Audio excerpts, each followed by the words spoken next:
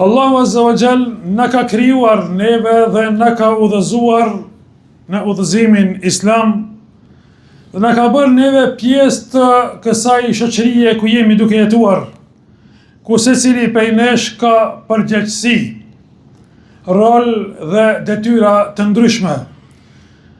Besimtari nuk jeton i shkëputur nga të tjerët. Ai me veprat e tij duhet të jetë model dhe shembull për të tjerët, duke u bazuar në jetën dhe veprimet e pejgamberit ton sallallahu alaihi wasallam, i cili ka qenë shëmbëltyr më i mirë në fytyrë të tokës se një njeri si duhet të jetë.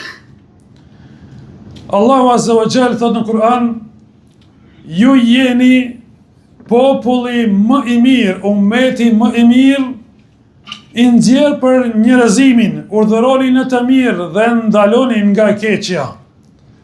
Pra, qysh në fillim shihet se çfarë roli duhet të ketë besimtari, i cili është përmirësues. Nga kjo pra, nga ky ajet, vëllezër të dashur, shohim që